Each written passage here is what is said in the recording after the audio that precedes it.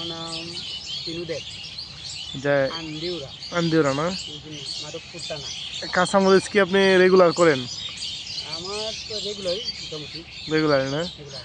এখন যে কাঁচামরিচ করছেন আজকে এ পর্যন্ত কয়বার মানে এটা থেকে কাঁচামরিচ ইয়ে করছেন? ট্রেনিতে প্রায় 3-4 বার জ্বালাইছি। 3-4 পারছেন। 3-4 বার মরিচ কেমন কেমন আছে?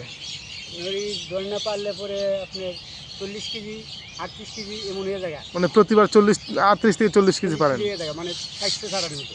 এই কাঁচামরিচের এখন দাম কেমন বাজারে? 100-120 মানে কেজি 120 টাকা। 120 টাকা।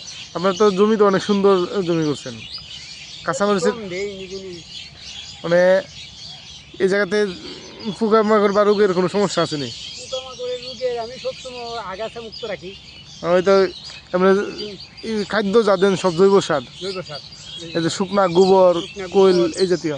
আর মাইটে সার এগুলো আমি দিই। আপনার জমিটা আসলে অনেক সুন্দর, যে কাঁচামরিচের ফলনও অনেক 3 বার পারছেন এই পর্যন্ত। হ্যাঁ, 3 থেকে 4 বার।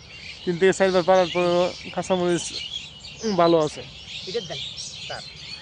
ওই যে এখানে কাঁচামরিচ আমাদের যে ফিনুদা আন্দিউরা গ্রামের, উনি সবজি জাতীয় যা আছে মানে একসাথে অনেক অনেকগুলো। লাভবান কাঁচামরিচ কুইরা বা টমেটো করে আমি নিজে শ্রম দিই তো অনেক লাভবান। ধন্যবাদ দাদা।